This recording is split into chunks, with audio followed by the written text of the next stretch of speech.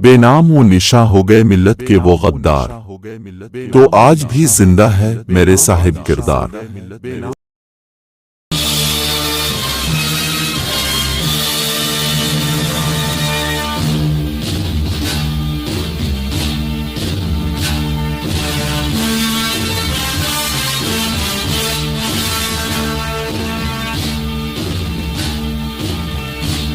अब तक फिर हैदर अली के बीवी बच्चे को हब्स बेजा में रखने का इल्जाम किसके सर जाएगा? रानी कांता खिंडेराव की बातों से मुतमईन नहीं हुई थी। राजा कृष्णा के सर खिंडेराद आहिस्ता आहिस्ता अपनी शातिराना चालों के असरार खोल रहा था। अब आगे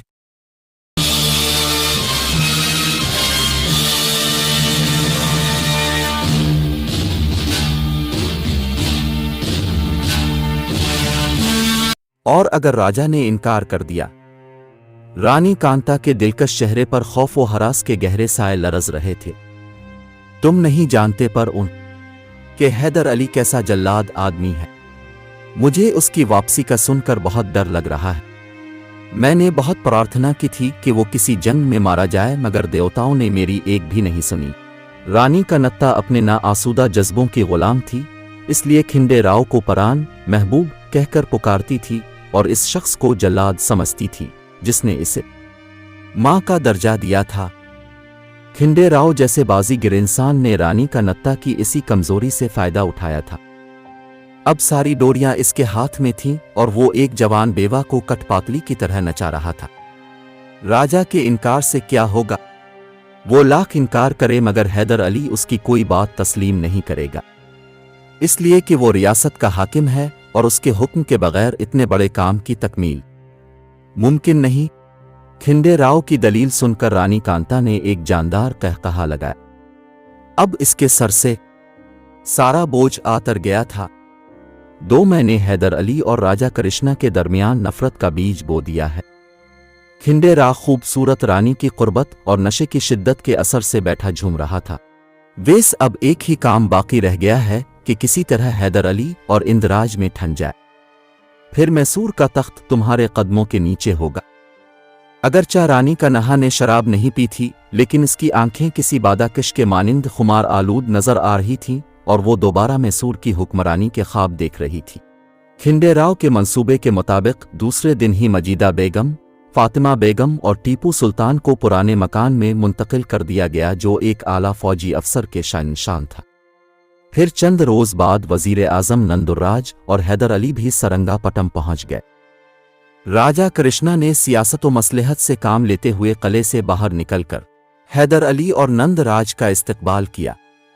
अब वो नए अंदाज से दूसरी बाजी खेल रहा था।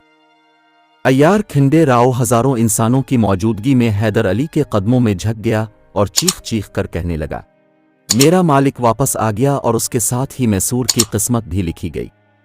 सिया रात भी ढल गई।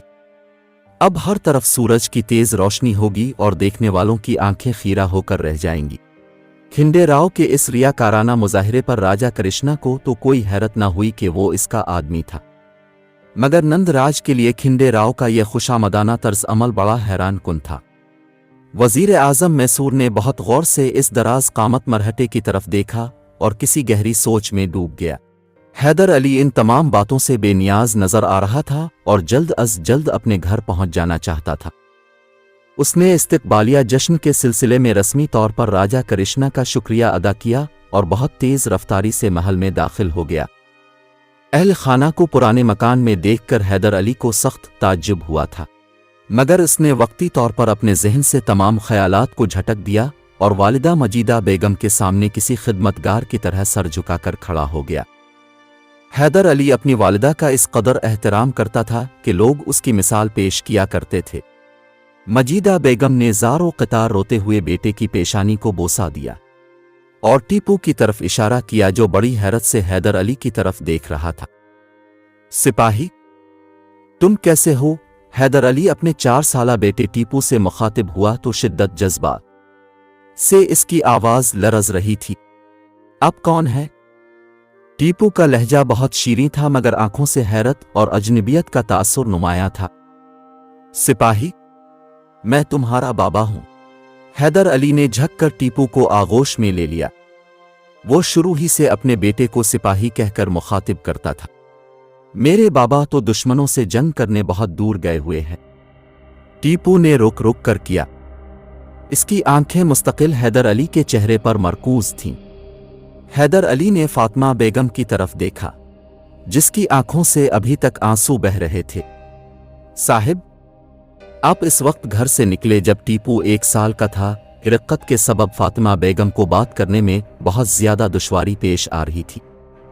3 साल बाद घर लूटे हैं। अब ने वक्त का शुमार नहीं किया। बेगम, सच कहा अपने फासले इंसानी खदोखाल को सिर्फ धुंधला ही नहीं करते, मिटा भी देते हैं। इस जज्बाती फिजा ने हैदर अली को भी राला दिया था। वालिद साहिब जब मुझसे बिछड़े थे तो मेरी उम्र 5 साल थी।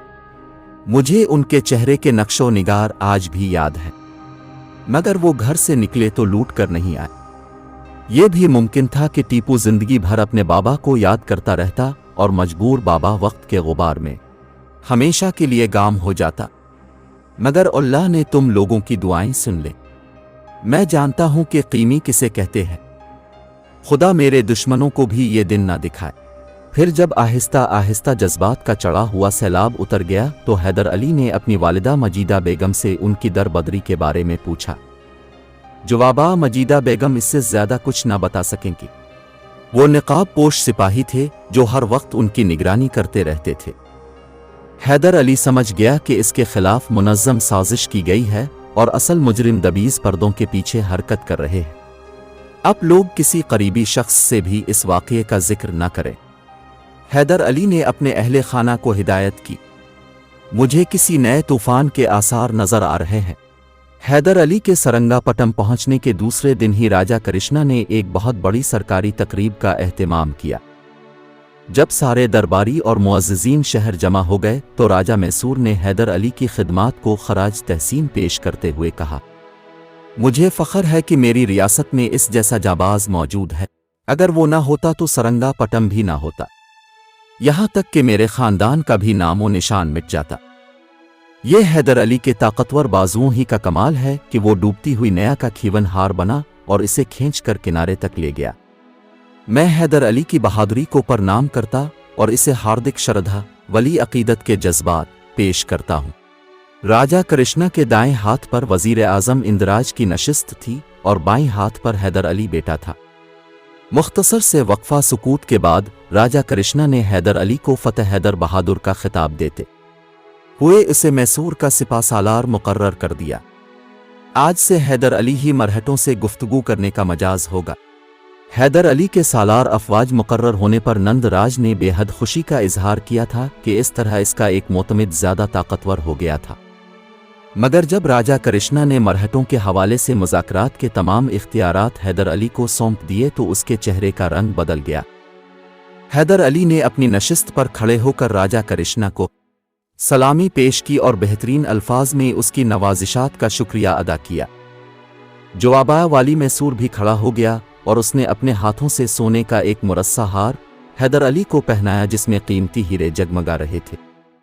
इस तकरीब के मौके पर सरकारी जनान खाने में हैदर अली की वालिदा मजीदा बेगम और बीवी फातिमा बेगम भी मौजूद थीं। रानी लुक्शम्मा और रानी देवाजी मनी ने इन दोनों को भी सोने के हार पहनाए। रानी कांता हैदर अली की इस तरक्की को बर्दाश्त न कर सकी और उसके सीने में हसद के अंगारे दहकने लगे। सिपा सालार का ओहदा संभालते ही हैदर अली सबसे पहले बेटे की तालीम व तरबियत की तरफ मुतवज्जे हुआ। टीपू अब 4 साल का हो गया था। उस वक्त सरंगापटम में सैयद इकराम बुखारी के फजल व कमाल की धूम थी। सैयद मौसूफ का पूरा खानदान दहली में आबाद था। शाहान मुगलिया इस खानदान का बहुत एहतराम करते थे। इल्मी और मजहबी खिदमात के सिलसिले मुग़ल हुक्मरानों ने सैयद इकराम बुखारी के बुजुर्गों को बड़ी बड़ी जागीरें बतौर नज़र पेश की थी। मगर सैयद साहिब सारे ऐशो आराम छोड़कर रियासत मैसूर में मुस्तकिल तौर पर मुकीम थे और बरसों से तबलीग का फरीज़ा अंजाम दे रहे थे। सैयद साहिब ने सरंगापटम में अपना एक मदरसा भी कायम किया था। अगर हमारा वीडियो आपको पसंद आया है तो आप हमारे चैनल को सब्सक्राइब कीजिए और बेल का आइकन को दबाइए। हमारा वीडियो आप तक जल्द से जल्द पहुंचे।